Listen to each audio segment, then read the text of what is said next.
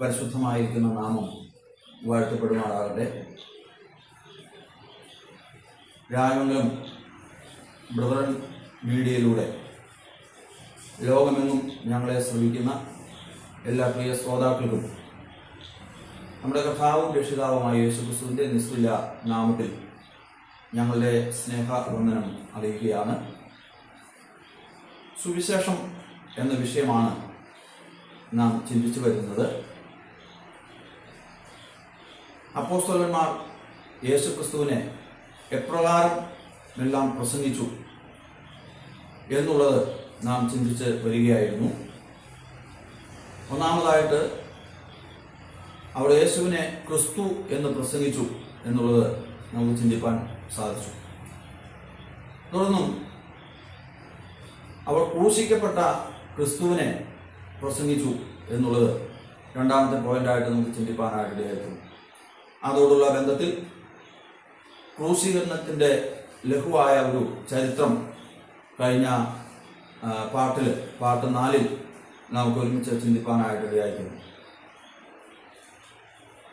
ഇന്ന് ക്രൂശീകരണത്തിൻ്റെതായിരിക്കുന്ന പ്രാധാന്യം സംബന്ധിച്ച് ചില കാര്യങ്ങൾ ചിന്തിപ്പാനായിട്ടാണ് ആഗ്രഹിക്കുന്നത്. യേശുക്രിസ്തുവിൻ്റെ ക്രൂശുമരണത്തിന് വളരെ പ്രാധാന്യമാണ് തിരുവെഴുത്തിൽ നമുക്ക് കാണുവാനായിട്ട് സാധിക്കുന്നത്. അതുകൊണ്ട് യേശുക്രിസ്തുവിൻ്റെ ക്രൂശുമരണം എന്നുള്ളത് അപ്പോസ്തലന്മാരുടെ പ്രസംഗ വിഷയം മാത്രമായിരുന്നില്ല, അവരുടെ പ്രശംസാ വിഷയമായിരുന്നു എന്നുള്ളത് നമുക്ക് മനസ്സിലാക്കാൻ കഴിയും. നമ്മുടെ കർത്താവായ യേശുക്രിസ്തുവിൻ്റെ ക്രൂശിലല്ലാതെ എനിക്ക് പ്രശംസിപ്പാൻ ഇടവരുതെന്നാണ് അപ്പോസ്തലനായിരിക്കുന്ന പൗലോസ് രേഖപ്പെടുന്നത്. മറ്റൊന്നിലും തനിക്ക് പ്രശംസിപ്പാനായിട്ടുണ്ടായിരുന്നില്ല. തൻ്റെ പേരോ പെരുമയോ തൻ്റെ പാരമ്പര്യങ്ങളോ ഭൗതിക വശത്ത് തനിക്ക് ഉയർത്തിക്കാട്ടാവുമായിരുന്ന അനവധി കാര്യങ്ങളുണ്ടായിരുന്നു, അനവധി പ്രശംസാ വിഷയങ്ങളുണ്ടായിരുന്നു. അത് ലോകത്തിൻ്റെ മുമ്പിൽ അവതരിപ്പിക്കുമ്പോൾ അനവധി പ്രശംസ തനിക്ക് ഏറ്റുവാങ്ങാനായിട്ട് ഉണ്ടാകുമായിരുന്നു. ഫിലിപ്പ ലേഖനം അതിൻ്റെ 3-ാം അധ്യായത്തിലൊക്കെ നമുക്കത് കാണുവാനായിട്ട് സാധിക്കുന്നുണ്ട്. ആ വിഷയത്തിലേക്ക് പോകാനായിട്ട് ആഗ്രഹിക്കുന്നില്ല. എന്നാൽ അപ്പോസ്തലന് യേശുക്രിസ്തുവിൻ്റെ ക്രൂശായിരുന്നു പ്രശംസാ വിഷയം. എന്താണ് യേശുക്രിസ്തുവിൻ്റെ ക്രൂശുമരണത്തിൻ്റെ പ്രാധാന്യം? അനേകം കാര്യങ്ങൾ നമുക്ക് ചിന്തിക്കാനായിട്ട് സാധിക്കും. എന്നാൽ ഈ പാട്ടിൽ അതിൻ്റെ 2 കാര്യങ്ങൾ 2 പോയിന്റായിട്ട് ചിന്തിപ്പാനായിട്ട് ആഗ്രഹിക്കുകയാണ്. ഒന്നാമതായിട്ട്, ദൈവപുത്രനായ യേശുക്രിസ്തുവിൻ്റെ ക്രൂശുമരണത്തിലൂടെ ഒരിക്കൽ എന്നേക്കുമായി പൂർത്തിയാക്കിയ നിത്യരക്ഷ അഥവാ ഇറ്റേണൽ സാൽവേഷൻ, അതാണ് യേശുക്രിസ്തുവിൻ്റെ ക്രൂശീകരണത്തിൻ്റെ പ്രാധാന്യത്തിന് ഒരു കാരണം. 1 കൊരിന്ത്യർ 1-ാം അധ്യായത്തിൻ്റെ 18-ാമത്തെ വാക്യത്തിൽ അപ്പോസ്തലൻ പറയുന്നത്, ക്രൂശിൻ്റെ വചനം നശിച്ചു പോകുന്നവർക്ക് ഭോഷത്വവും രക്ഷിക്കപ്പെടുന്ന നമുക്കോ ദൈവശക്തി ആകുന്നു എന്നാണ്. ക്രൂശിൻ്റെ വചനം നശിച്ചു പോകുന്നവർക്ക് അത് ഭോഷത്വമാണ്, അത് ശിക്ഷാവിധിക്ക് ഹേതുവാണ്. എന്നാൽ കർത്താവായ യേശുക്രിസ്തുവിൻ്റെ ക്രൂശുമരണത്തെ ഏറ്റുപറയുന്നതായിരിക്കുന്ന വ്യക്തികൾക്ക് അത് രക്ഷാകാരണമാണെന്നാണ് തിരുവെഴുത്തൂടെ വെളിപ്പെടുത്തുന്നത്. ഈ സന്ദേശം ശ്രവിക്കുന്ന പ്രിയ ശ്രോതാക്കളോട് ദൈവത്തിൻ്റെ പരിശുദ്ധാത്മാവിന് പറയുവാനായിട്ടുള്ളത്, യേശുക്രിസ്തുവിൻ്റെ കാൽവരി ക്രൂശിലൂടെ മനുഷ്യവർഗത്തിന് സാധ്യമാക്കി തീർത്തതായിരിക്കുന്ന, മനുഷ്യവർഗത്തിന് അത് ലഭിക്കാനായിട്ട് കഴിയുന്നതായിരിക്കുന്ന നിത്യരക്ഷ ജീവിതത്തിൽ കരസ്ഥമാക്കുക എന്നുള്ളതാണ് ഒരു മനുഷ്യൻ്റെ ജീവിതത്തിൽ ഏറ്റവും വലിയ കാര്യമെന്ന് പറയുന്നത്. അതിൽ വലുതായിട്ട് ഒരു കാര്യവുമില്ല. എബ്രായ ലേഖനം 2-ാം അധ്യായത്തിൽ ദ ഗ്രേറ്റ് സാൽവേഷൻ, ഇത്ര വലിയ രക്ഷയെന്ന് അപ്പോസ്തലൻ അത് ദൈവം ഒരുക്കിയ രക്ഷയെക്കുറിച്ച് പറയുകയാണ്. ഈ രക്ഷ സ്വായത്തമാക്കാത്ത ഏതെങ്കിലും പ്രിയപ്പെട്ടവർ ഈ സന്ദേശം കേൾക്കുന്നുണ്ടോ?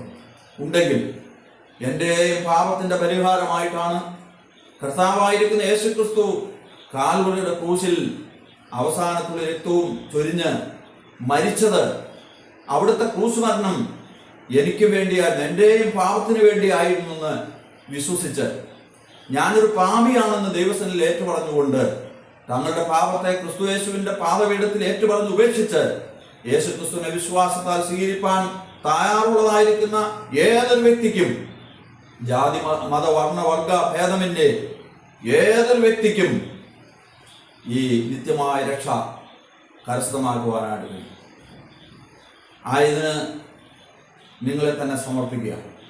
ഈ രക്ഷ കരസ്ഥമാക്കാത്ത ഏതൊരു പ്രിയപ്പെട്ടവരും നിങ്ങളുടെ ഈ ജീവിതകാലത്ത് ഈ നിത്യരക്ഷ കരസ്ഥമാക്കുവാൻ്റെ ഗുണം സർവേശ്വരനായ ദൈവം ഇടയാക്കി തീർക്കട്ടെ എന്ന് പ്രാർത്ഥിക്കുക.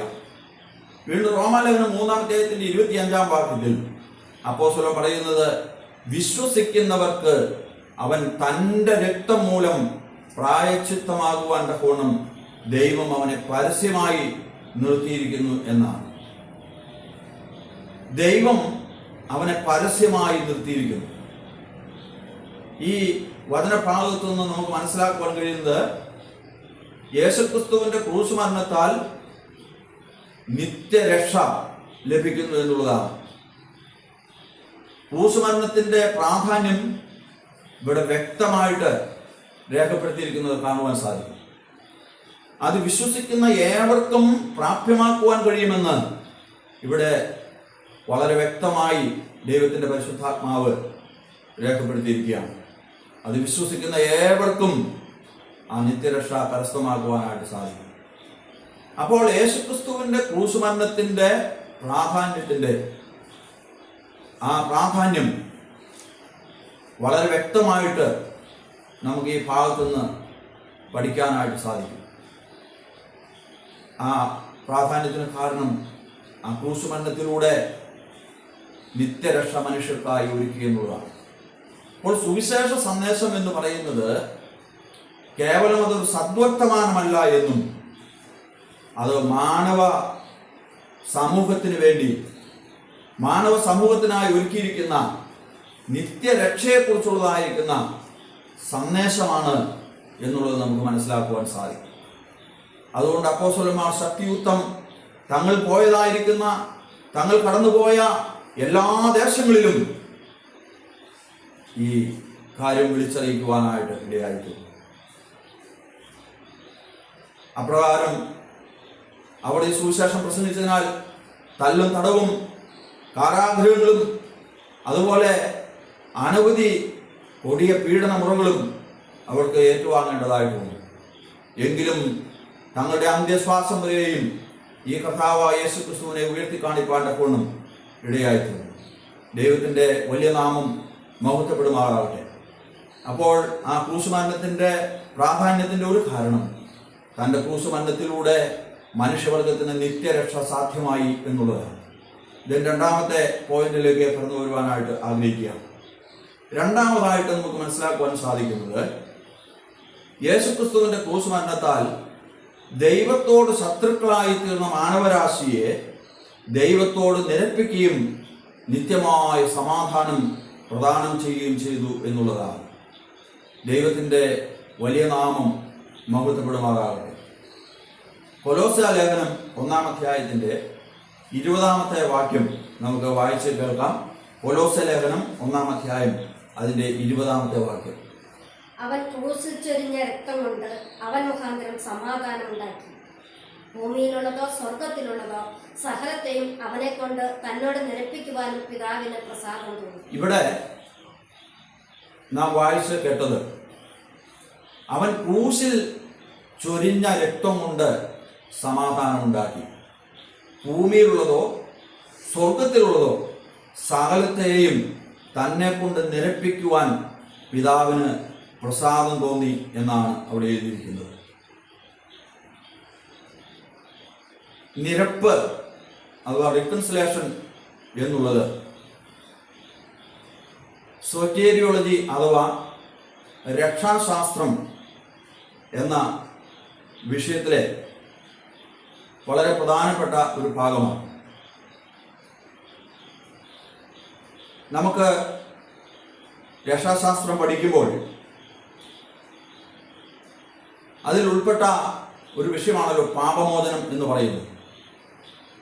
പാപമോചനത്തെക്കുറിച്ച് നാം പഠിക്കുമ്പോൾ ഈ പാപമോചനത്തിൻ്റെ ഫലമായി ഉണ്ടാകുന്ന 3 കാര്യങ്ങളുണ്ട്, 3 വിഷയങ്ങളുണ്ട്. അത് 1 നിരപ്പ്, 2 സമാധാനം, 3 കൂട്ടായ്മ എന്നുള്ളതാണ്.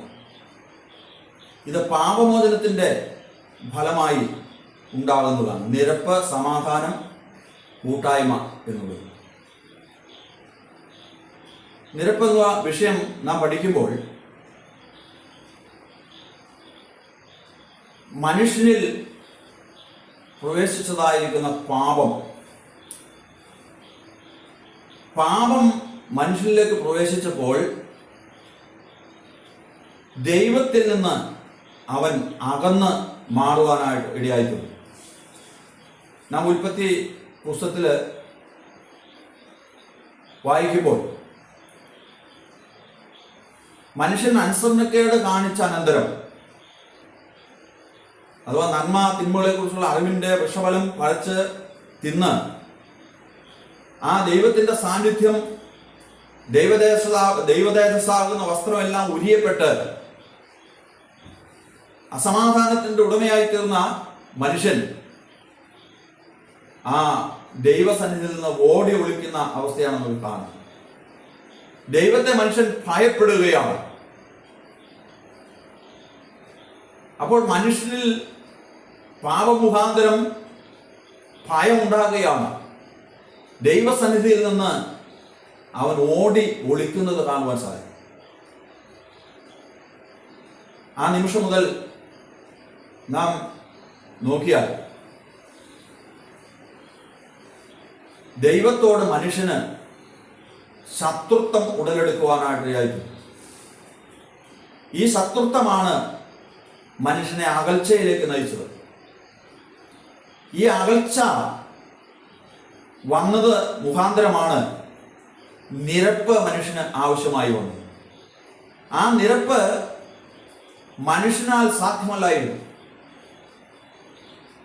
പാപനിമിത്തം ദൈവത്തിൽ നിന്ന് അകലപ്പെട്ട മനുഷ്യനെ ദൈവസന്നിധിയിലേക്ക് വീണ്ടും അടുപ്പിക്കുവാൻ തക്കവണ്ണം, ആ ദൈവത്തിന്റെ സാന്നിധ്യം അവന് ലഭിക്കുവാൻ തക്കവണ്ണം ഒരിക്കലും മനുഷ്യന് സാധ്യമല്ലായിരുന്നു. മനുഷ്യന്റെ മതകർമ്മങ്ങളോ അവന്റെ ഏതെങ്കിലും പുണ്യപ്രവർത്തികൾ കൊണ്ടോ ഒരിക്കലും സാധ്യമല്ലായിരുന്നു. സ്നാനമോ തീർത്ഥമോ യാഗങ്ങളോ കർമ്മങ്ങളോ ഒന്നും അതിന് സാധ്യമല്ലായിരുന്നു. എങ്കിലും അവയാലൊക്കെ മനുഷ്യൻ ദൈവത്തെ എത്തിപ്പിടിക്കുവാൻ നോക്കി. മനുഷ്യൻ ഭാവന ദൈവങ്ങളെ ഉണ്ടാക്കി, വിഗ്രഹങ്ങളെ ഉണ്ടാക്കി. റോമാലേഖനം 1-ാം അധ്യായത്തിൽ വായിക്കുന്ന പോലെ അക്ഷയനായി ദൈവത്തിന്റെ തേജസ്സിനെ മനുഷ്യൻ, ക്ഷയമുള്ള മനുഷ്യൻ, പക്ഷി, നാൽക്കാലി, ഇഴജാതി ഇവയുടെ എല്ലാം രൂപസാദൃശ്യങ്ങളാക്കി മാറ്റിക്കളഞ്ഞു. ഓർപ്പിക്കട്ടെ, ഇന്ന് നാമധേയ ക്രിസ്തീയ സഭകളിലേക്ക്, മതങ്ങളിലേക്ക് നോക്കിക്കഴിഞ്ഞു കഴിഞ്ഞാൽ ഇപ്രകാരമുള്ള അനവധി വിഗ്രഹങ്ങളെ കാണുവാൻ സാധിക്കും. വിഗ്രഹ സേവ ഇന്ന് മനുഷ്യരുടെ ഇടയിൽ നമുക്ക് കാണുവാൻ സാധിക്കും. അത് അവൻ ദൈവത്തെ കാണുവാൻ അല്ലെങ്കിൽ ദൈവത്തെ അന്വേഷിക്കുവാൻ ഉള്ളതായിരിക്കുന്ന മാർഗമായിട്ടാണ് ഇരിക്കുന്നത്. എന്നാൽ അവയാലൊന്നും സത്യദൈവത്തെ കണ്ടെത്താനായിട്ട് മനുഷ്യന് കഴിയില്ല. അതാണ് തിരുവെഴുത്ത് വെളിപ്പെടുത്തുന്നത്. ദൈവസന്നിധിയിൽ നിന്ന് പാപനിമിത്തം അകന്നു മാറിയ ഈ മനുഷ്യനെ ദൈവവുമായിട്ട് സംയോജിപ്പിക്കുവാൻ തക്കവണ്ണം ഒരേ ഒരു വ്യക്തിക്ക് മാത്രമേ സാധ്യമാകുകയുള്ളൂ. ആ വ്യക്തി ദൈവ മനുഷ്യനായ യേശുക്രിസ്തുവാണ്. യേശുക്രിസ്തുവിന് മാത്രമേ ദൈവത്തെയും മനുഷ്യനെയും തമ്മിൽ സംയോജിപ്പിക്കാൻ കഴിയുള്ളൂ. ഞാനിങ്ങനെ പറയട്ടെ, യാക്കോബ് കണ്ടതായിരിക്കുന്ന ഗോവണിയെ കുറിച്ച് ഉൽപ്പത്തി പുസ്തകത്തിൽ വായിക്കുമ്പോൾ സ്വർഗത്തിൽ നിന്ന് ഭൂമിയിലേക്ക് വയ്ക്കപ്പെട്ട ഒരു ഗോവണിയെ കുറിച്ച് നാം വായിക്കുന്നു. അത് സ്വർഗഭൂമികളെ ബന്ധിപ്പിച്ച നമ്മുടെ കർത്താവായ യേശുക്രിസ്തുവിനെയാണ് കാണിക്കുന്നത്.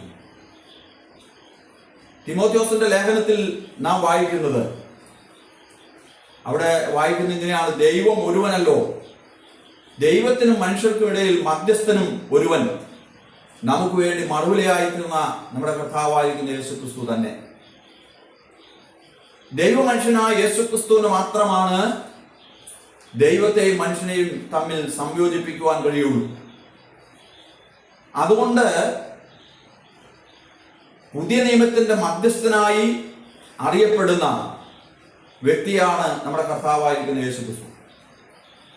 മാത്രമല്ല, യോഹന്നാന്റെ സുവിശേഷം 1-ാം അധ്യായം 18-ാമത്തെ വാക്യത്തിൽ ദൈവത്തെ ആരും ഒരു നാളും കണ്ടിട്ടില്ല, തന്റെ ഏകജാതനായിരിക്കുന്ന പുത്രൻ അവനെ വെളിപ്പെടുത്തിയെന്ന്. only begotten God എന്നാണ് ഗ്രീക്ക് മൂലകൃതികളിൽ, ചില ഗ്രീക്ക് മൂല കൈയെഴുത്ത് കൃതികളിൽ മോണോഗെനോസ് തിയോസ് എന്ന് പറയുന്ന ആ പ്രയോഗമാണ്.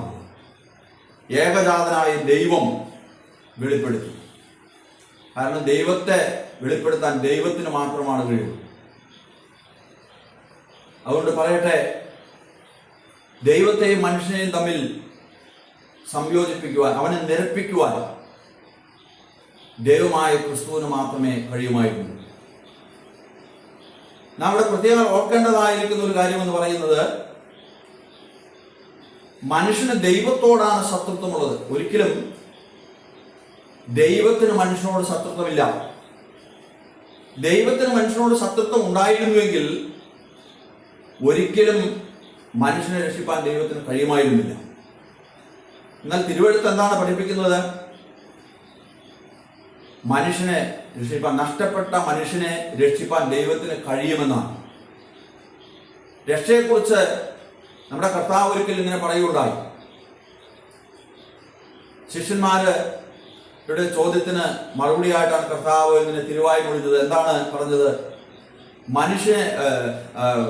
മനുഷ്യരാൽ അത് അസാധ്യം, രക്ഷിക്കപ്പെടുവാൻ ആർക്ക് കഴിയും എന്ന് ശിഷ്യന്മാര് ചോദിച്ചു. അപ്പോൾ കർത്താവ് പറയുകയാണ്, അത് മനുഷ്യരാൽ അസാധ്യം, എങ്കിലും ദൈവത്തിന് കഴിയും. ദൈവത്തിന് മനുഷ്യന്റെ പ്രാണങ്ങളെ രക്ഷിപ്പാൻ കഴിയും എന്നുള്ളത് വളരെ വ്യക്തമായിട്ട് തിരുവെഴുത്ത് വെളിപ്പെടുത്തുകയാണ്. യെശയ്യാ പ്രവാചകന്റെ പുസ്തകം 59-ാം അധ്യായത്തിന്റെ 1-2 വാക്യങ്ങൾ നമുക്ക് വായിക്കാം. യെശയ്യാ പ്രവാചകന്റെ പുസ്തകം 59-ാം അധ്യായം 1-2 വാക്യങ്ങൾ. രക്ഷിക്കുവാൻ കഴിയാത്ത വിധം യഹോവയുടെ കൈ കുറുകിയിട്ടില്ല. രക്ഷിക്കുവാൻ കഴിയാത്ത വിധം യഹോവയുടെ കൈ കുറുകിയിട്ടില്ല. കേൾക്കുവാൻ കഴിയാത്ത വിധം കേൾക്കുവാൻ കഴിയാത്ത വിധം അവന്റെ ചെവി മന്ദമായിട്ടില്ല. നിങ്ങളുടെ അകൃത്യങ്ങൾ അത്രേ നിങ്ങളെയും നിങ്ങളുടെ ദൈവത്തെയും തമ്മിൽ ഭിന്നിപ്പിച്ചിരിക്കുന്നു. നിങ്ങളുടെ അകൃത്യങ്ങളാണ് നിങ്ങളെയും നിങ്ങളുടെ ദൈവത്തെയും തമ്മിൽ ഭിന്നിപ്പിച്ചിരിക്കുന്നത്. നിങ്ങളുടെ പാപങ്ങൾ അത്രേ അവൻ കേൾക്കാതെ വണ്ണം നിങ്ങൾക്ക് മറക്കുമാറാക്കിയത്. ദൈവത്തിന്റെ വലിയ നാമം മഹത്വപ്പെടുവാനായിട്ട്. അപ്പൊ അവിടെ പ്രവാചകൻ പറയുന്നത്, രക്ഷിക്കാൻ കഴിയാതെ വണ്ണം യഹോവയുടെ കൈ കുറുകിയിട്ടില്ല, കേൾക്കാൻ കഴിയാതെ വണ്ണം അവന്റെ കാത് മന്ദമായിട്ടുമില്ല. അവിടെ തുറന്ന് പറയുകയാണ്, നിങ്ങളുടെ അകൃത്യങ്ങളാണ് നിങ്ങളെയും നിങ്ങളുടെ ദൈവത്തെയും തമ്മിൽ ഭിന്നിപ്പിച്ചിരിക്കുന്നത്. ഞാൻ ആദ്യം സൂചിപ്പിക്കുകയുണ്ടായി, മനുഷ്യന് ദൈവത്തോടാണ് ശത്രുത്വം. അതാണ് ഇവിടെ നമുക്ക് മനസ്സിലാക്കാൻ കഴിയുന്നത്. മനുഷ്യന്റെ അകൃത്യമാണ് അതിന് കാരണമായിരിക്കുന്നത്. അപ്പോൾ ഈ ആ പാപം അല്ലെങ്കിൽ അകൃത്യം, അതിന് ഒരു പരിഹാരം വന്നെങ്കിൽ മാത്രമേ ദൈവത്തിന് മനുഷ്യനെ രക്ഷിക്കാനായിട്ട് കഴിയൂ. അതെങ്ങനെ സാധ്യമാകും? ഈ അകൃത്യം മറ്റൊരാൾ വഹിച്ച് അല്ലെങ്കിൽ മറ്റൊരാൾ ഏറ്റെടുത്ത് അതിന് പരിഹാരം ഉണ്ടാകും. അതിനാർക്ക് കഴിഞ്ഞിട്ടുണ്ട്? ഒരു മനുഷ്യന്റെ അകൃത്യം മറ്റൊരാൾക്ക് വഹിക്കാൻ കഴിയില്ല. അതുകൊണ്ടാണ് മനുഷ്യനുണ്ടാക്കിയ ഒരു പ്രസ്ഥാനത്തിനും ഒരു സംഘടനകൾക്കും ഒരു പദ്ധതികൾക്കും മനുഷ്യനെ രക്ഷിക്കാൻ കഴിയില്ല എന്ന് പറയുന്നു. നമുക്കറിയാം, ഒരു കുപ്പി നിറയെ, 1 ലിറ്ററിന്റെ ഒരു കുപ്പി എടുക്കുക, അത് നിറയെ വെള്ളം ഒഴിക്കുക. ആ കുപ്പി നിറഞ്ഞു കവിഞ്ഞു കഴിഞ്ഞാൽ പിന്നീട് ഒരിക്കലും അതിൽ വെള്ളം പകരാൻ സാധ്യമല്ല. കാരണം അത് ഇപ്പോൾ തന്നെ നിറഞ്ഞിരിക്കുകയാണ്. ആ കുപ്പിക്ക് പിന്നീട് വെള്ളം അല്പം പോലും വെള്ളം ഉൾക്കൊള്ളാൻ കഴിയുന്നില്ല. മനുഷ്യനാകുന്ന പാത്രം പാപം കൊണ്ട് നിറഞ്ഞിരിക്കുകയാണ്. മനുഷ്യന്റെ അകൃത്യത്തെക്കുറിച്ച് അനേക ദൈവവചന ഭാഗങ്ങൾ പറയുന്നുണ്ട്. നീതിമാൻ ആരുമില്ല, തിരുവചനത്തിന്റെ പ്രഖ്യാപനമാണ് റോമാലേഖനത്തിൽ. ഒരുത്തൻ പോലുമില്ല, എല്ലാവരും വഴിതെറ്റി ഒരുപോലെ കുഴതാത്തവരെ എത്തുന്നു. അവരുടെ തൊണ്ട തുറന്ന് സർക്കുഴിയാകുന്നു, നാവ് കൊണ്ട് അവർ ചതിക്കുന്നു, സർപ്പവിഷം അവരുടെ അധരത്തിന് കീഴിലുണ്ട്. ഇതെല്ലാം വായിക്കുമ്പോൾ എന്താണ് നാം മനസ്സിലാക്കേണ്ടത്? മനുഷ്യനാകുന്ന ആ പാത്രം പാപം കൊണ്ട് നിറയപ്പെട്ടിരിക്കുകയാണ്. അതുകൊണ്ട് മറ്റൊരു വ്യക്തിയുടെ പാപം, മറ്റ് ചില വ്യക്തികളുടെ പാപം ഒരു മനുഷ്യനിലേക്ക് പകരാൻ സാധ്യമല്ല. കാരണം ഇപ്പോൾ തന്നെ ആ പാപത്തിൻ്റെ ആ നിറവ്, പാപത്തിൻ്റെ ആ അവസ്ഥ അത് പൂർണ്ണമായ നിലയിൽ തന്നെ അവനിലുണ്ട്. അപ്പോൾ പാപമില്ലാത്ത ഒരു വ്യക്തി അതിനാവശ്യമാണ്. ആരാണ് പാപമില്ലാത്ത വ്യക്തി? നമുക്കറിയാം, ഏതെങ്കിലും ഒരു രാജ്യത്ത് ജീവിക്കുന്ന ഒരു വ്യക്തിക്ക് എനിക്ക് പാപമില്ലെന്ന് പറയാൻ കഴിയുമോ? ഇന്ത്യ രാജ്യത്തോ അല്ലെങ്കിൽ അമേരിക്കയിലോ അല്ലെങ്കിൽ ലോകത്തിലെ ഏത് രാജ്യങ്ങളിലുള്ള വ്യക്തിയാവട്ടെ, ഏതെങ്കിലും ഒരു വ്യക്തിക്ക് എനിക്ക് പാപമില്ലെന്ന് നെഞ്ചത്ത് കൈവച്ചുകൊണ്ട് പറയാൻ കഴിയില്ല. കാരണം എന്തെന്നറിയാമോ? അവൻ പാപിയാണെന്നുള്ളതാണ്. അതുകൊണ്ടാണ്. ഇനി അവൻ പാപി അല്ല എന്ന് ആരെങ്കിലും പറയുകയാണെങ്കിൽ, എനിക്ക് പാപമില്ലെന്ന് ഒരാൾ തറപ്പിച്ച് പറയുകയാണെങ്കിൽ, ആ വ്യക്തിയെക്കുറിച്ച് നമുക്ക് പറയാൻ കഴിയും അവൻ മരിക്കുകയില്ലെന്ന്. കാരണം പാപത്തിൻ്റെ ശമ്പളമാണ്, അതിൻ്റെ പരിണത ഫലമാണ് മരണം എന്ന് പറയുന്നത്. അപ്പോൾ മരണം സാർവത്രികമാകൊണ്ട് പാപവും ആ നിലയിൽ തന്നെയാണെന്ന് മനസ്സിലാക്കേണ്ടത്. റോമാലേഖനം 5-ാം അധ്യായത്തിൽ അപ്പോസ്തലൻ പറഞ്ഞു, ഏക മനുഷ്യനാൽ പാപവും പാപത്താൽ മരണവും ലോകത്തിൽ കടന്നു. ഒരു വ്യത്യാസമില്ല, എല്ലാവരും പാപം ചെയ്തു. ഇതെല്ലാം തിരുവെഴുത്തിന്റെ പ്രഖ്യാപനമാണ്. അതുകൊണ്ട് പാപം ചെയ്ത ഒരു വ്യക്തിക്ക് മറ്റൊരു വ്യക്തിയെ രക്ഷിക്കാൻ കഴിയില്ല. അപ്പോൾ എപ്രകാരം ഈ പാപത്തിന് പരിഹാരം വരുത്താൻ കഴിയും? ഈ അകൃത്യത്തിന് പരിഹാരം വരുത്തിയാലേ നിരപ്പ് സാധ്യമാവൂ. അതിന് പാപമില്ലാത്ത ഒരു വ്യക്തിയുണ്ട്. പാപമില്ലാത്ത ഒരു വ്യക്തി പ്രഭാവം അതിന് ആവശ്യമാണ്. അതാരാണ്? ഞാനിങ്ങനെ പറയട്ടെ, 2024 വർഷങ്ങൾക്ക് മുമ്പ് ദൈവം മനുഷ്യനായിട്ട് ഈ ഭൂമിയിൽ അവതരിച്ചു. നമ്മുടെ കർത്താവായിരിക്കുന്ന യേശുക്രിസ്തു. അവനിൽ പാപമില്ലായിരുന്നു. ഒരിക്കൽ തൻ്റെ പരസ്യ ശുശ്രൂഷയുടെ നാളുകളിൽ പാലസ്തീൻ നാട്ടിൻ്റെ വിരുമാറുകളിൽ നിന്നുകൊണ്ട് നെഞ്ചും നെറ്റി ഉയർത്തിപ്പിടിച്ചുകൊണ്ട് താൻ ഇങ്ങനെ ലോകത്തോട് പ്രഖ്യാപിച്ചു, നിങ്ങളിൽ ആർക്കെങ്കിലും എന്നിലൊരു പാപത്തെ അതെ ചൂണ്ടിക്കാണിക്കാമോ? അതാണ് താൻ പറഞ്ഞതിൻ്റെ സാരം. എന്നിലൊരു പാപത്തെ നിങ്ങൾ ആ ബോധ്യപ്പെടുത്തും. യോഹന്നാന്റെ സുവിശേഷം 8-ാം അധ്യായത്തിൽ നമുക്കത് വായിക്കാൻ സാധിക്കും. അതുപോലെ തൻ്റെ അരുമ ശിഷ്യന്മാരാൽ അപ്പോസ്തലനായ പൗലോസ് പറഞ്ഞു, അവൻ പവിത്രൻ, നിർദോഷൻ, നിഷ്കളങ്കൻ, പാപികളോട് വേർപെട്ടവൻ, സ്വർഗത്തേക്കാൾ ഉന്നതനായി തീർന്നു. അതുപോലെ കൊരിന്ത്യ ലേഖനത്തിൽ 2 കൊരിന്ത്യ ലേഖനത്തിൽ താൻ പറഞ്ഞു, ക്രിസ്തുവിനെ കുറിച്ച് പറയുകയാണ്, അവനിൽ പാപമില്ല. പാപം അറിയാത്തവനെ നാം ദൈവത്തിന്റെ നീതിയാകേണ്ടതിന് അവൻ നമുക്ക് വേണ്ടി പാപമാക്കി. യോഹന്നാന്റെ ലേഖനങ്ങളിൽ വായിക്കുന്നത് അവനിൽ പാപമില്ലെന്നാണ്. അതുപോലെ പത്രോസ് തന്റെ ലേഖനത്തിൽ 1 പത്രോസ് 2-ാം അധ്യായത്തിൽ പറയുന്നത് അവൻ പാപം ചെയ്തിട്ടില്ല എന്നാണ്. തന്റെ ശത്രുക്കൾ പോലും തന്നെ ഒറ്റിക്കൊടുത്ത യൂദ ഇസ്കറിയോത്താവ് പറഞ്ഞത് എന്താണ്? താൻ പറഞ്ഞത്, ഞാൻ കുറ്റമില്ലാത്ത രക്തത്തെ കാണിച്ചു കൊടുത്തു. തന്നെ വിലാവിൽ കുത്തിയതായ ശതാധിപൻ പറഞ്ഞു, ആ മനുഷ്യൻ വാസ്തവമായി നീതിമാനായിരുന്നു എന്ന്. അപ്പോൾ സ്വശിഷ്യന്മാരാലും ശത്രുക്കളാൽ പോലും തനിക്ക് പാപമില്ലെന്ന് ലോകത്തിൽ തെളിയിച്ച വ്യക്തിയാണ് നമ്മുടെ കർത്താവായ യേശുക്രിസ്തു. ഈ പാപമില്ലാത്ത പരിശുദ്ധ കുഞ്ഞാടാകുന്ന നമ്മുടെ കർത്താവായ യേശുക്രിസ്തുവിന് മാത്രമാണ് മനുഷ്യവർഗത്തിന്റെ പാപം പകരമായി വഹിക്കാൻ സാധ്യമാകുന്നു. ഈ ലോകത്തിൽ മറ്റൊരു വ്യക്തിക്കും അതിന് സാധ്യമല്ല. എത്ര ഉന്നതന്മാരിവിടെ വന്നിട്ടുണ്ട്, അനേക മഹൽ പുരുഷന്മാരിവിടെ ഉണ്ടായിട്ടുണ്ട്, അനവധി ഗുരുക്കന്മാരുണ്ടായിട്ടുണ്ട്. അനവധി മത നേതാക്കന്മാരുണ്ടായിട്ടുണ്ട്. ഇവർക്കാർക്കും മറ്റുള്ളവരുടെ പാപം വഹിക്കാൻ കഴിഞ്ഞില്ലെന്ന് മാത്രമല്ല, തങ്ങളെപ്പോലും രക്ഷിക്കുന്നതിൽ അവർ പരാജയപ്പെട്ടു പോയതായിട്ടാണ് നമുക്ക് കാണുവാൻ സാധിക്കുന്നത്. എന്നാൽ നമ്മുടെ കർത്താവായ യേശു ക്രിസ്തുവിനെ കുറിച്ച് സ്നാപകയോഹന്നാൻ ഇങ്ങനെ വിളിച്ചു പറയുന്നുണ്ട്. താൻ പറയുകയാണ്, ഇതാ ലോകത്തിന്റെ പാപം ചുമക്കുന്ന ദൈവത്തിന്റെ കുഞ്ഞാണ്. ഇന്ന് ഈ സന്ദേശം കേൾക്കുന്നതായിരിക്കുന്ന പ്രിയ ശ്രോതാക്കളെ, ഞങ്ങൾ പറയട്ടെ, നമ്മുടെ ഓരോരുത്തരുടെയും പാപം നമ്മുടെ കർത്താവായ യേശു ക്രിസ്തു പകരമായി വഹിച്ചു. താന് നടന്നു നീങ്ങി ഒടുവിലായി കാൽവരിയുടെ ക്രൂശിൽ താന് ബലിയായി അർപ്പിക്കപ്പെട്ടു. ഒരു പകര മരണമാണ് നമുക്കിവിടെ കാണുവാൻ സാധിക്കും. പാപി മരിക്കേണ്ട സ്ഥാനത്ത് നമ്മുടെ കർത്താവായ യേശു ക്രിസ്തു മരിക്കുവാനായിട്ടിടയായിട്ടുണ്ട്. അങ്ങനെ യേശു ക്രിസ്തുവിന്റെ പകരമരണത്തിലൂടെ പാപത്തിന് സമ്പൂർണമായ പരിഹാരം വരുത്തുകയാണ്. അവനിൽ വിശ്വസിക്കുന്ന ഏവർക്കും പാപമോചനം ലഭിക്കത്തക്ക നിലയിൽ കർത്താവായ യേശു ക്രിസ്തു പാപത്തിന് പ്രായശ്ചിത്തം വരുത്തുകയാണ്. അതാണ് തിരുവെഴുത്ത് വെളിപ്പെടുത്തുന്ന വലിയ സത്യം. ഏതൊരു മനുഷ്യൻ അത് വിശ്വസിക്കുന്നുവോ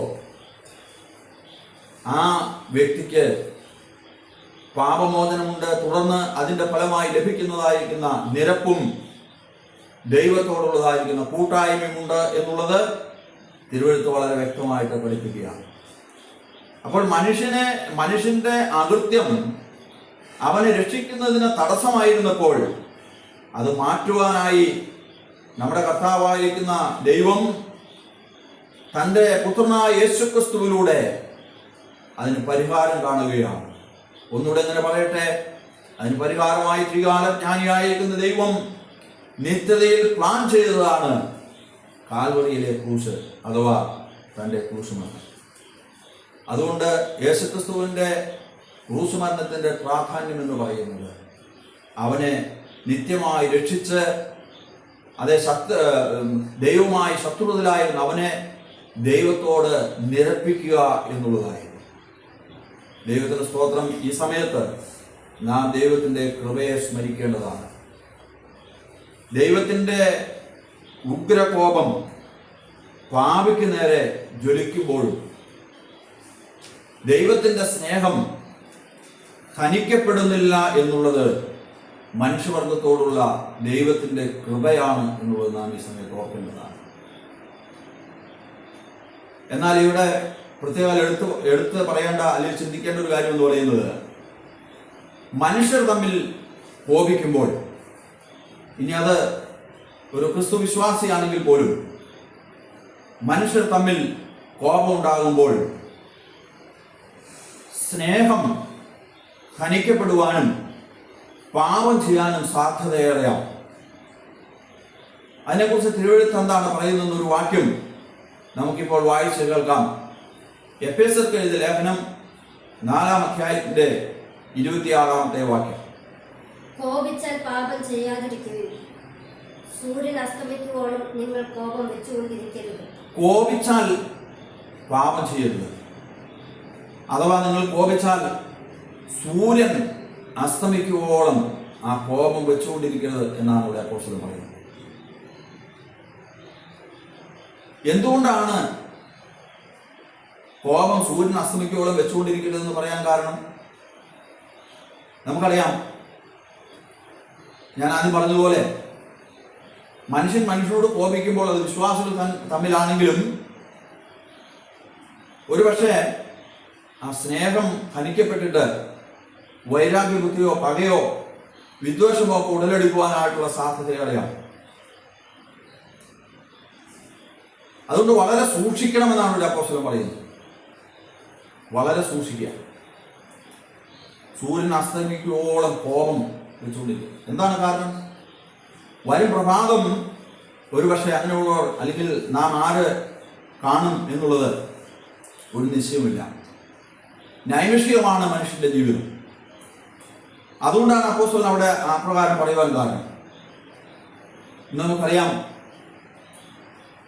ബന്ധങ്ങൾക്ക് വിലയില്ലാതെ പോകുന്ന ഒരു കാലഘട്ടമാണ്. ജീവിതത്തിൽ പരസ്പര വൈരാഗ്യത്തിലൂടെ മനുഷ്യൻ മുമ്പോട്ട് പോകുന്ന നമുക്ക് കാണാൻ സാധിക്കും. ഇന്ന് കുടുംബ ബന്ധങ്ങളൊക്കെ ശിഥിലമായി കൊണ്ടിരിക്കുന്ന ഒരു കാലഘട്ടമാണ്. ഇന്ന് വിശ്വാസികൾ എന്ന് പറയുന്നവർ പോലും പരസ്പരമുള്ള സ്നേഹമോ ആ ബഹുമാനമോ ഇല്ലാതെ പോകുന്ന അവസ്ഥ കാണുവാൻ സാധിക്കും. നാളുകളോളം വൈരാഗ്യത്തിലായിരിക്കുന്ന മനുഷ്യനെ നമുക്ക് കാണാൻ സാധിക്കും. പരസ്പരം മിണ്ടാതിരിക്കുന്ന മനുഷ്യനെ കാണുവാൻ സാധിക്കും. ഈ സന്ദേശം കേൾക്കുന്ന ആരെങ്കിലും ഉണ്ടെങ്കിൽ ദൈവവചനം പറയുന്നത് ദൈവം ക്രിസ്തുവിൽ നമ്മോട് ക്ഷമിച്ചതുപോലെ നിങ്ങൾ ക്ഷമിക്കണമെന്നാണ്. ഇത്ര പാപിയായിരുന്ന മനുഷ്യനെ ദൈവത്തിന് സ്നേഹിക്കാൻ കഴിഞ്ഞെങ്കിൽ, ക്രിസ്തുവിനെ തന്നുകൊണ്ട്, തൻ്റെ പുത്രനെ തന്നുകൊണ്ട് നമ്മെ സ്നേഹിക്കാൻ കഴിഞ്ഞെങ്കിൽ, നമുക്ക് എന്തുകൊണ്ട് പരസ്പരം സ്നേഹിച്ചുകൂടാ? ക്രൈസ്തവ മാർഗം സ്നേഹത്തിന്റെ മാർഗമാണ്. അപ്പോസ്തലൻ കൊരിന്ത്യലേഖനം 13-ാം അധ്യായം രചിച്ചപ്പോൾ സ്നേഹമില്ല എങ്കിൽ ഏതുമില്ല എന്ന് അവിടെ പറഞ്ഞിരിക്കുന്നത് കാണാൻ സാധിക്കും. ശരീരം ചുടുവാൻ ഏൽപ്പിച്ചാലും മലകളെ നീക്ക വിശ്വാസമുണ്ടെങ്കിലും എന്തെല്ലാം ചെയ്താലും സ്നേഹമില്ല എങ്കിൽ ഏതുമില്ല എന്നുള്ളതാണ് അവിടെ കാണാൻ സാധിക്കും. ഇന്ന് സ്നേഹ ബഹുമാനത്തിൽ നിന്നില്ലാത്ത അനേക പ്രവൃത്തികൾ വിശ്വാസികളുടെ ഇടയിൽ പോലും കാണുവാൻ കഴിയും. ഒരു സഭയിൽ കൂടുന്നവര്, ഒരു സമൂഹത്തിൽ ജീവിക്കുന്നവര്, അല്ലെങ്കിൽ ഒരു കുടുംബത്തിൽ കഴിയുന്നവര് പരസ്പരം മിണ്ടാതിരിക്കുന്ന, പോരടിക്കുന്ന അവസ്ഥകൾ നമുക്ക് കാണുവാൻ സാധിക്കും. അത് പ്രാർത്ഥനാ ജീവിതത്തെ, ആരാധനാ ജീവിതത്തെ, കുടുംബജീവിതത്തിന്റെ പുരോഗതിയെല്ലാം തല്ലി തകർത്തുകൊണ്ടിരിക്കുന്നത് കാണുവാൻ സാധിക്കും. അതിനാല് മക്കൾക്ക് മാതൃകയാകേണ്ട മാതാപിതാക്കൾ ഇപ്രകാരം ചെയ്യുമ്പോൾ മക്കൾ വഴിതെറ്റിപ്പോകുന്നതായ കാഴ്ചകൾ നമുക്ക് കാണുവാൻ സാധിക്കും. ആ സ്നേഹബന്ധങ്ങൾ വീട്ടിൽ കിട്ടാതെ വരുമ്പോൾ പുറത്ത് സ്നേഹം അന്വേഷിച്ചു പോകുന്ന, ചതിക്കുഴിയിൽപ്പെടുന്ന മക്കളെ നമുക്ക് കാണുവാൻ സാധിക്കും. അതുകൊണ്ട് നമ്മുടെ കുറവുകളെയും ഈ സമയത്ത് കണ്ടെത്താനായിട്ട് ഇടയായിത്തീരുന്നു. ഈ സന്ദേശം കേൾക്കുന്ന ആരെങ്കിലും ഏത് സഭയിലോ ജാതിയിലോ ആരുമാകട്ടെ, അറിവുള്ളവനോ അറിവില്ലാത്തവനാകട്ടെ, ഞങ്ങൾക്ക് പറയുവാനായിട്ടുള്ളത് ക്രിസ്തുവിന്റെ സ്നേഹത്തിൽ പരസ്പരം ക്ഷമിക്കുവാനും സഹിക്കുവാനും വിട്ടുവീഴ്ചകൾ ചെയ്യുവാനും ഇടയായിത്തീരേണ്ടതാണ്. ന്യായവിഷയമാണ് നമ്മുടെ ജീവിതം. ഒരു കടം ബാക്കിയായി ഈ ലോകത്തിൽ നിന്ന് ആരും പോകാനായിട്ട് ഇടയായിത്തീരുന്നു. ഇത് പ്രത്യേകം ചിന്തിക്കണം എന്ന് ഓർമ്മപ്പെടുത്തുകയാണ്. കോപിച്ചാൽ പാപം ചെയ്യരുത് എന്നവിടെ പോകുന്നത്. അപ്പോൾ മനുഷ്യൻ പരസ്പരം കോപിക്കുമ്പോൾ ഒരുപക്ഷെ സ്നേഹം പരിഗണിക്കപ്പെടാം. എന്നാൽ ദൈവം കോപിക്കുമ്പോൾ ഒരിക്കലും സ്നേഹം ഹനിക്കപ്പെടുന്നില്ല എന്നുള്ളത് നമുക്കിങ്ങനെ ചിന്തിക്കാൻ കഴിയും. ദൈവകോപം എന്ന് പറയുന്നത് അവിടുത്തെ വിശുദ്ധ മനോഭാവമാണ് എന്നുള്ളതാണ് തിരുവചനത്തിൽ നമുക്ക് പഠിക്കാൻ കഴിയും. എന്തുകൊണ്ട് ദൈവം കോപിക്കുന്നു?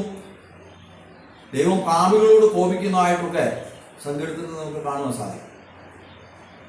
100 കണക്കിന് പ്രാവശ്യം ദൈവകോപത്തെക്കുറിച്ചുള്ള പരാമർശങ്ങൾ പഴയത്തിൽ നമുക്ക് കാണാൻ സാധിക്കും. എന്തുകൊണ്ടാണ് ദൈവം കോപിക്കുന്നതെന്ന് അറിയാമോ? ദൈവത്തിന്റെ നീതി അഥവാ വിശ്വാസത്താലുള്ള നീതി, തിരുവെഴുത്ത് വെളിപ്പെടുത്തുന്ന നീതി മനുഷ്യൻ വിശ്വസിക്കാത്തതാണ്, അത് തിരസ്കരിക്കുന്നതാണ് ദൈവകോപത്തിന് മുഖ്യ കാരണമായിരിക്കും. യോഹന്നാന്റെ സുവിശേഷം 3-ാം അധ്യായത്തിന്റെ 36-ാമത്തെ വാക്യം നമുക്ക് വായിച്ചു കേൾക്കാം. യോഹന്നാന്റെ സുവിശേഷം 3-ാം അധ്യായത്തിന്റെ 36-ാമത്തെ വാക്യം. പുത്രനിൽ വിശ്വസിക്കുന്നവന് നിത്യജീവനുണ്ട്. അവിടെ പറയാണ് പുത്രനിൽ വിശ്വസിക്കുന്നവന് നിത്യജീവനുണ്ട്. പുത്രനെ അനുസരിക്കാത്തവനോ ജീവനെ കാണും. പുത്രനെ അനുസരിക്കാത്തവൻ ജീവനെ കാണില്ല. അപ്പൊ ദൈവം വെളിപ്പെടുത്തിയ ദൈവത്തിന്റെ നീതിയാണ് തന്റെ പുത്രൻ. പരിശുദ്ധനും നീതിമാനും എന്നാണ് പത്രോസ് തന്റെ ആ പ്രസംഗത്തില് പറയുന്നത്. തന്റെ പ്രസിദ്ധമായ പ്രസംഗത്തിൽ പത്രോസ് പറയുകയാണ്, പരിശുദ്ധനും നീതിമാനുമായവനെ നിങ്ങൾ ക്രൂശിച്ചു. ആ ദൈവനീതി അത് വിശ്വാസത്താൽ മനുഷ്യൻ സ്വീകരിക്കാത്തതാണ് ദൈവകോപത്തിന്റെ കാരണമെന്ന് ആ വാക്യത്തിന്റെ ഒടുവിൽ പറയുകയാണ്. ദൈവക്രോധം അവന്റെ മേൽ വസിക്കുന്നു എന്നാണ് പറയുന്നത്. അപ്പോൾ ഞാൻ പറഞ്ഞു, പാപത്തിനെതിരെ ഉള്ള ദൈവത്തിന്റെ മനോഭാവം. കൊലോസ്യ ലേഖനം 3-ാം അധ്യായത്തിന്റെ 5-6 വാക്യം കൂടെ വായിക്കാം. കൊലോസ്യ ലേഖനം 3-ാം അധ്യായത്തിന്റെ 5-6 വാക്യം കൂടെ.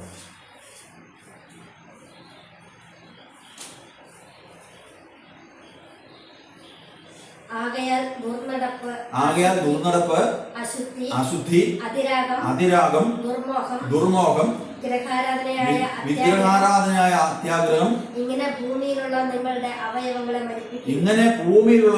അവയവങ്ങളെ നശിപ്പിക്കുകയും ഈ വക നിമിത്തം ദൈവകോപം അനുസരണം കെട്ടവരുടെ മേൽ വരുന്നു. അപ്പോൾ ദൈവകോപം മനുഷ്യന്റെ ആ പാപത്തിന്റെ നേരെയാണ്, അല്ലെങ്കിൽ ആ പാപത്തിന് നേരെയുള്ള ദൈവത്തിന്റെ ആ മനോഭാവമാണ് എന്നുള്ളത് നാം ഈ സമയത്ത് ഓർക്കേണ്ട കാര്യമാണ്. നിരപ്പ് എന്ന വിഷയത്തോടുള്ള ബന്ധത്തിൽ നാം മനസ്സിലാക്കേണ്ടതായിരിക്കുന്ന ഒരു കാര്യം, ദൈവത്തോട് മനുഷ്യൻ ഉണ്ടായിരുന്നതായിരിക്കുന്ന ശത്രുത്വം ക്രിസ്തുവിന്റെ ക്രൂശുമരണത്താൽ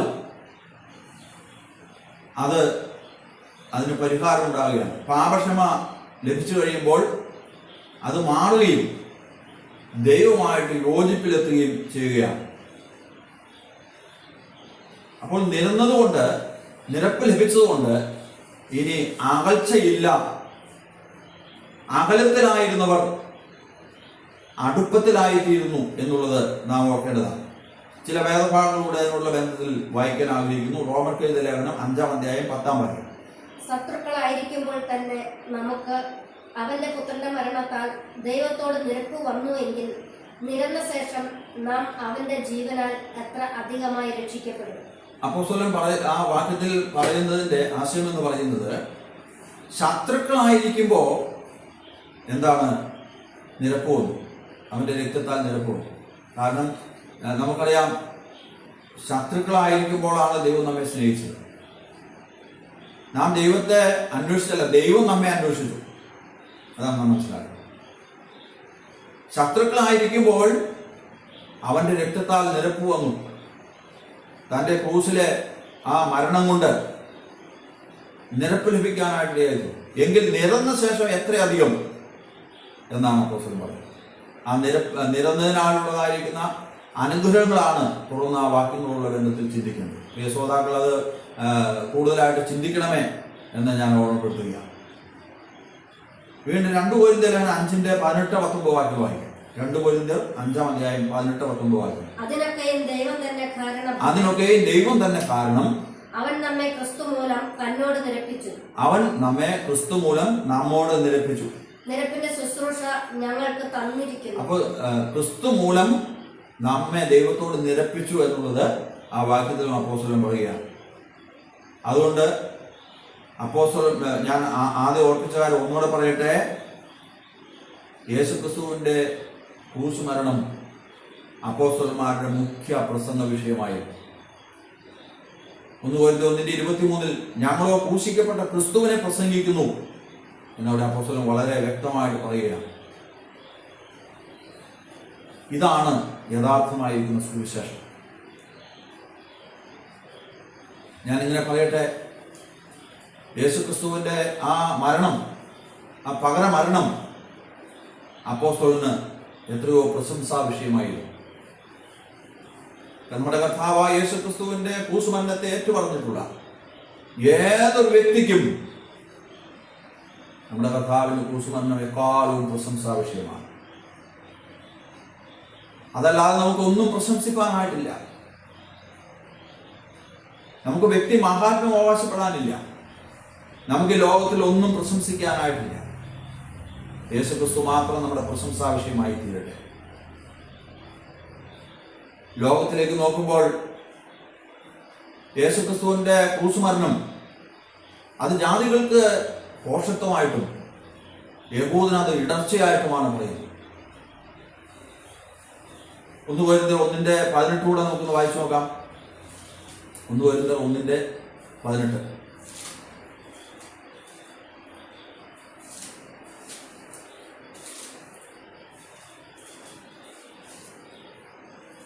ക്രൂസിന്റെ വചനം നശിച്ചു പോകുന്നവർക്ക് ദോഷത്വവും രക്ഷിക്കപ്പെടുന്ന നമുക്ക് ദൈവശക്തിയുമാകുന്നു.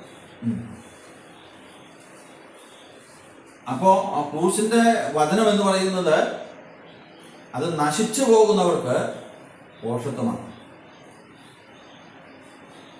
ലോകം ഒരുപക്ഷെ യേശുക്രിസ്തുവിന്റെ മരണം അത് പ്രശംസാ വിഷയമായി കണ്ടേനെ.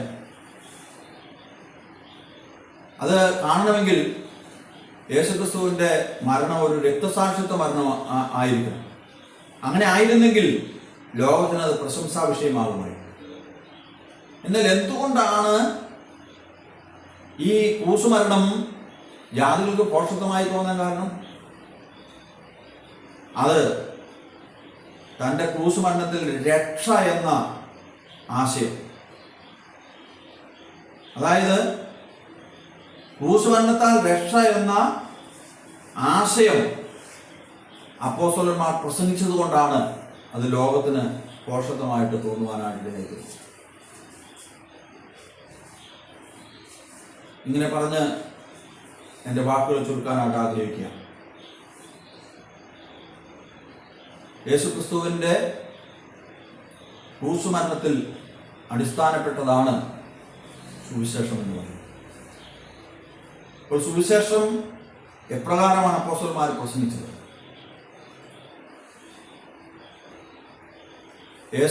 യേശുവിനെ ക്രിസ്തു എന്നവർ പ്രസംഗിച്ചു, ക്രൂശിക്കപ്പെട്ട ക്രിസ്തുവിനെ അവർ പ്രസംഗിച്ചു. തൻ്റെ ക്രൂശുമരണത്തിൻ്റെ പ്രാധാന്യം, അതിന് 2 കാരണങ്ങൾ നമുക്ക് ചിന്തിപ്പാനായിട്ടിടയായിരുന്നു. അടുത്ത കാര്യം, അടുത്ത പോയിന്റായിട്ട് നമുക്ക് അടുത്ത വീഡിയോയിൽ കാണാം. ദൈവം നമ്മെ സഹായിക്കുമാറാകട്ടെ. കേൾക്കപ്പെട്ട വചനങ്ങൾ ഏവർക്കും അനുഗ്രഹകാരണമായി തീരട്ടെ, രക്ഷാകാരണമായി തീരട്ടെ. കർത്താവിൽ വിശ്വസിച്ച് രക്ഷിക്കപ്പെട്ട മക്കൾക്ക് തൻ്റെ ക്രൂശുമരണം എന്നും ഞങ്ങളുടെ ജീവിത അവസാനം വരെ പ്രശംസാവിഷയമായി തീരുവാൻ ദൈവമക്കളുടെ ആത്മീയ വർദ്ധനവിനും ഈ വിഷയം മുഖാന്തരമാകട്ടെ എന്ന് പ്രാർത്ഥിച്ചുകൊണ്ട് ബലഹീനമായ എളിയുടെ വാക്കുകളിലൂടെ ചുരുക്കുന്നു. ദൈവനാമം മഹത്വപ്പെടുമാറാകട്ടെ.